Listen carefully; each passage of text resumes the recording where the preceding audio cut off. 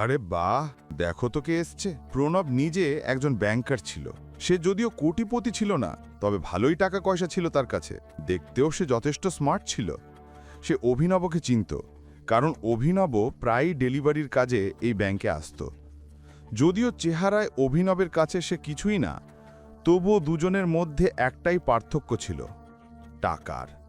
অভিনব বলল, আমাকে কিছু টাকা তুলতে হবে। সে চেকটা প্রণবকে দেখাতে লাগলো। প্রণব না দেখেই বলল, তুমি জানো তো, চেক দিয়ে শুধু বড় অঙ্কের টাকা তোলা যায়। এটা এত বড় অঙ্ক যে কাউন্টার থেকে তোলা সম্ভব নয়, তাই আমি ম্যানেজারের সঙ্গে দেখা করতে চাই। এটা শুনে প্রণব জোরে জোরে হেসে উঠল আর বলল, এর দরকার নেই। তুমি তোমার চেকটা দেখাও। অভিনব রেগে গিয়ে চেকটা প্রণবকে দেখালো।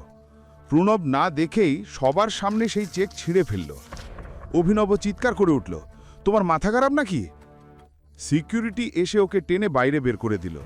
প্রণব বলল, এ লোক ভুয়া চেক নিয়ে এসে ব্যাংক কর্মীদের বোকা বানায়। এখন পুলিশ ডেকে তোমাকে ভেতরে ঢুকিয়ে দেব।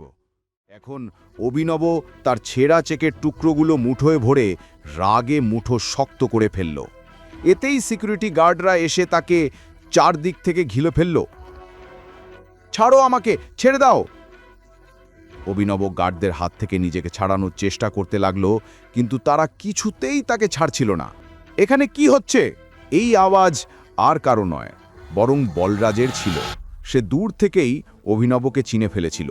বলরাজকে দেখেই অভিনবর বুকির ভেতর স্বস্তি ফিরে এলো। এখন আর কেউ তার কিছুই করতে পারবে না। প্রণব বলরাজের দিকে তাকিয়ে বলল, সরি স্যার, আমি জানতাম না আপনি হঠাৎ এখানে চলে আসবেন।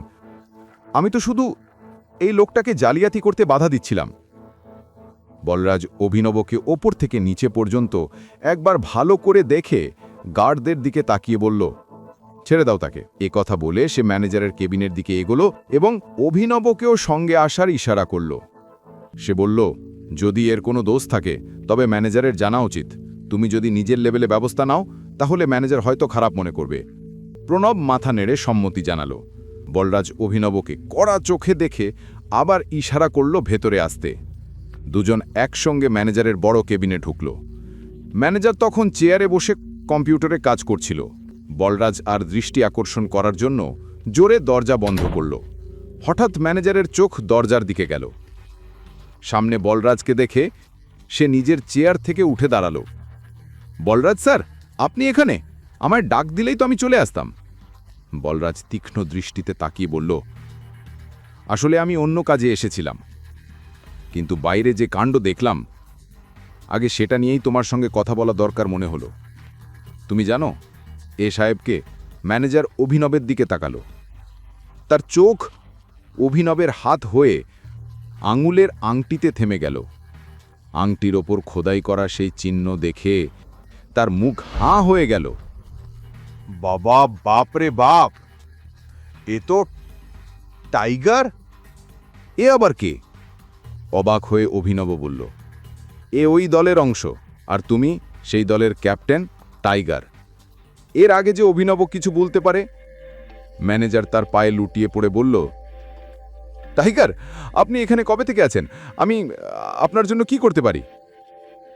এই মুহূর্তে আপনি শুধু আমার পা থেকে উঠে দাঁড়ান, আর হ্যাঁ, এছাড়া আর কেউ জানে না যে আমি টাইগার।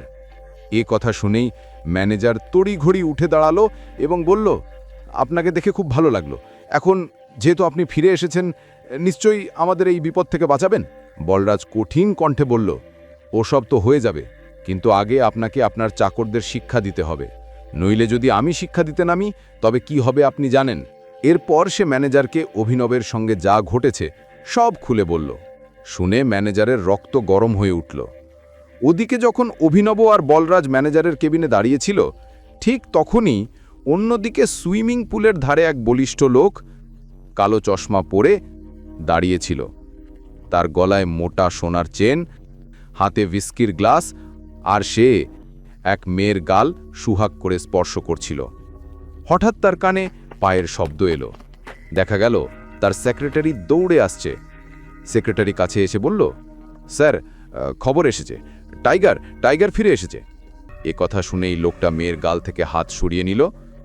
মাথা হালটা ঝাঁকিয়ে সিগার ধরালো। সেক্রেটারি আরও কিছু বলার আগেই সে বলল, এখন নয়, সে তো সবে এসেছে, একটু লাফালাফি করতে দাও, কিন্তু এবার খাঁচায় ভরার ভুল করা যাবে না। সেক্রেটারি মাথা নেড়ে সম্মতি জানিয়ে সেখান থেকে চলে গেল। তখন পাশে দাঁড়ানো মেয়েটি জিজ্ঞেস করল, টাইগার কে? এখনই পকেট এফএম অ্যাপ্লিকেশন ডাউনলোড করুন, লিংক বর্ণনায় দেওয়া আছে।